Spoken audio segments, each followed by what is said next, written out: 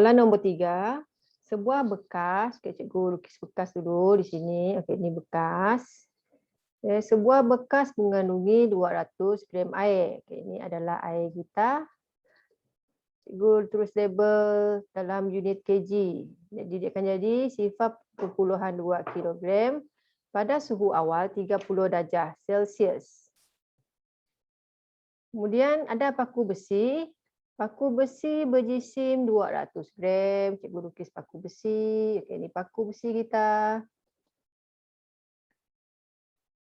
Paku besi.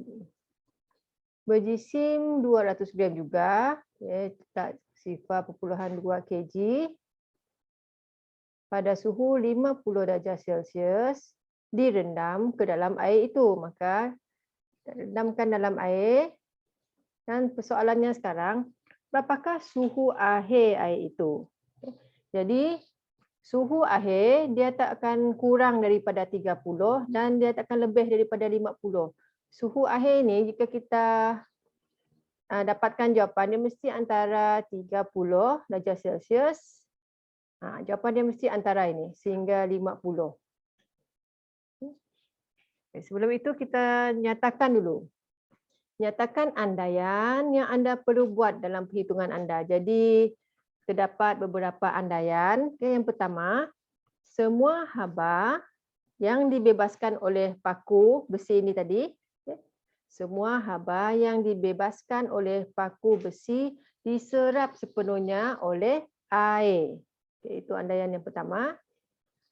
Andaian yang kedua, tiada kehilangan haba ke persekitaran. Jadi itu adalah dua andaian yang perlu dibuat dalam perhitungan. Dan sekarang kita akan teruskan dengan pengiraan untuk mendapatkan nilai suhu akhir. Jadi cikgu berikan kepada dua bahagian. Yang pertama sini paku besi.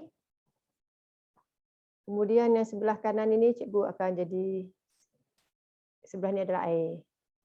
Di mana haba yang dibebaskan oleh paku besi ini akan diserap sepenuhnya oleh air. Jadi dia akan jadi sama. Dan sekarang cikgu jadikan dia paku besi ini M1, C1, theta 1. Kemudian air M2, C2, perubahan theta yang kedua. Kita gantikan nilai ke dalam. M, paku kita boleh lihat di sini 0.2.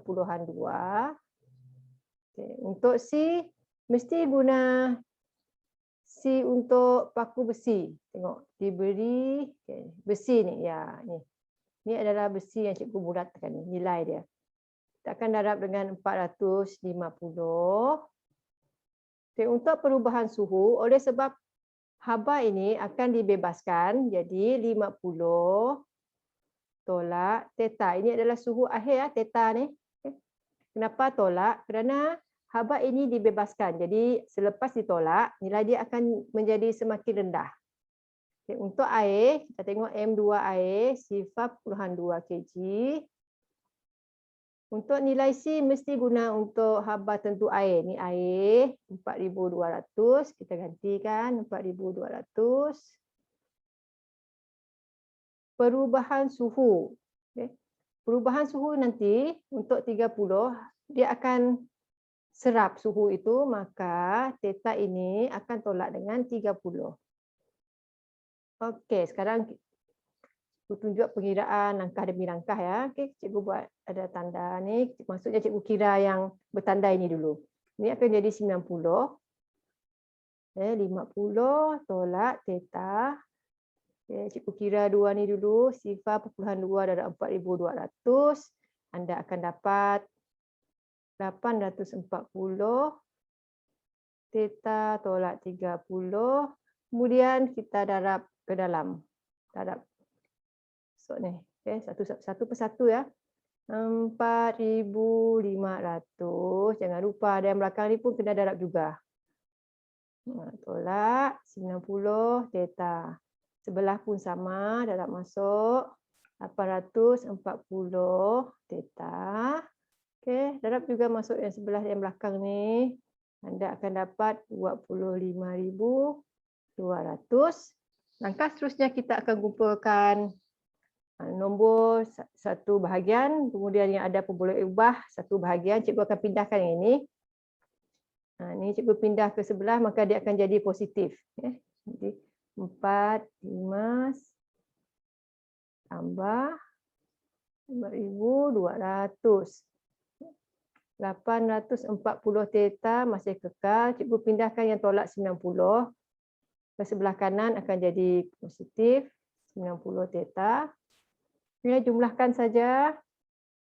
Akhiri 29,700. Kemudian ini akan jadi 930 theta. Jadi kita nak cari perubahan suhu. Jadi kita wakilkan dengan theta. Ini darab, bawa sebelah jadi bahagi. 29,700 bahagi 930. Maka murid akan dapat 31,94. Ingat balik apa unitnya? Ya, darjah Celsius. Bermaksud, cuba kita semak semula nilai itu. Adakah dia berada di antara 30 dengan 50? Kita semak. Ya, memang dia berada di antara 30 dengan 50 darjah Celsius, iaitu jawapannya 31,94 darjah Celsius.